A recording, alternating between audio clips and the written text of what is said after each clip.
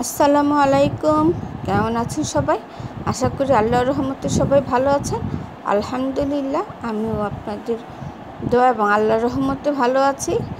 যেখান থেকে আমার ভিডিওটি দেখছেন সবাইকে জানাচ্ছি আন্তরিক ধন্যবাদ ও ভালোবাসা। আজকে আমি কাউনের চালের পায়েস রান্না করে দেখাবো।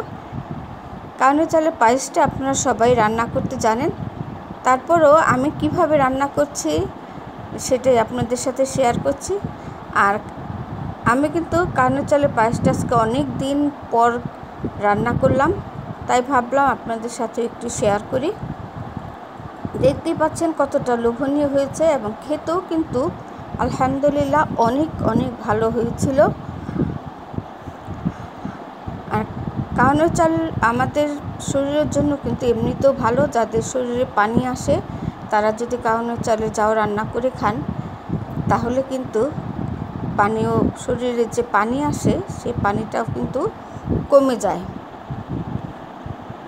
দেখুন কতটা ইয়ামি হয়েছে, শুধু দেখতে না খেতেও কিন্তু খুবই মজার হয়েছিল।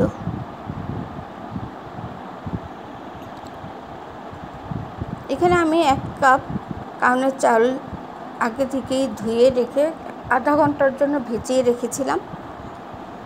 তো কাউনের চালে কিন্তু অনেক ময়লা থাকে, ময়লা মানে কি কালো পানি বের হয়, এই জন্য এটাকে খুব ভালো মতো ডলে ডলে ধুতে হয়।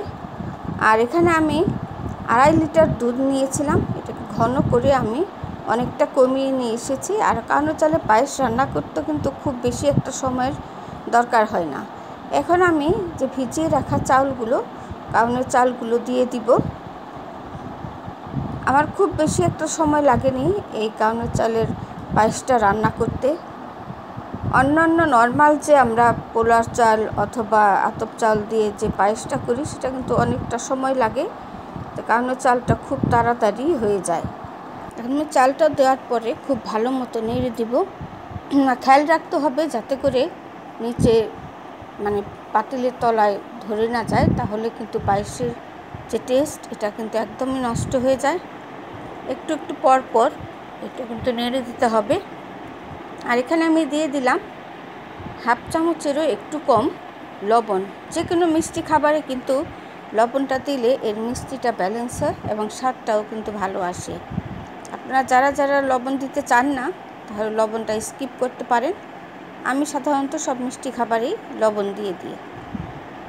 আর পায়েসটা কিন্তু কাউনের চাল কিন্তু সিদ্ধ হয়ে দেখেন অনেকটাই বেড়ে গিয়েছে এবং ফুলে গিয়েছে।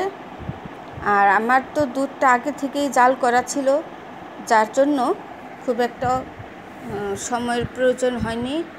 আর কালারটাও কিন্তু যেহেতু গরুর দুধটা খুবই ভালো ছিল, এখানে যে ডেইরি ফার্মগুলো আছে আমি সেখান থেকে এই দুধগুলো নিয়ে এসেছিলাম। এখন দিয়ে দিলাম 1/2 চামচের মতো ঘি। আপনারা হয়তো দেখে খেয়াল করেছেন বা বুঝতে পেরেছেন যে আমি কিন্তু কোনো এলাচ বা দারুচিনি এখানে বা কোনো গরম মশলা এখানে ব্যবহার করিনি। আমি কোনো মিষ্টি খাবারেই এলাচ বা কোনো ধরনের গরম মশলা দেই না, আমি ঘি দিয়ে দিই। ঘিয়ের যে ফ্লেভারটা আসে এবং এর টেস্টটা আসলে অন্যরকম একটা স্বাদ হয়, সেজন্য আমি আর গরম মশলা ব্যবহার করি না। তাহলে যে এর অথেন্টিক বা দুধের যে একটা ঘ্রাণ আসে সেই ঘ্রাণটা আর থাকে না। আমার কিন্তু পায়েসটা অনেকটাই হয়ে গিয়েছে আর একদম ঘন হয়ে গিয়েছে।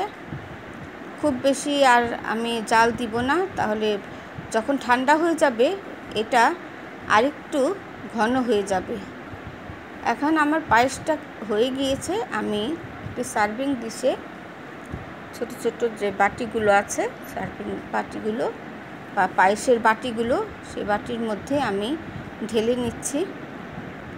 অসম্ভব মজা হয়েছিল, শুধু দেখতে যে সুন্দর তা না, খেতেও হয়েছিল দুর্দান্ত মজা। যেহেতু আমি পায়েসটা খাওয়ার পরে ভয়েস দিচ্ছি সেজন্য আমি আপনাদেরকে বলতে পারতেছি যে এর স্বাদটা কতটা ভালো এসেছিল বা ভালো হয়েছিল। যারা যারা কাউনের চাল চিনেন না বা কাউনের চালের পায়েস কখনো খাননি, রান্না করে খাবেন।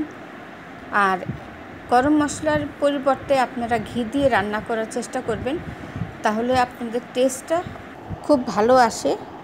আজকের আমার পায়েসের রেসিপিটা আপনাদের কাছে কেমন লাগলো আপনারা কমেন্ট করে অবশ্যই জানাবেন। আজ তাহলে এখানেই বিদায় নিচ্ছি। আল্লাহ হাফেজ। আসসালামু আলাইকুম।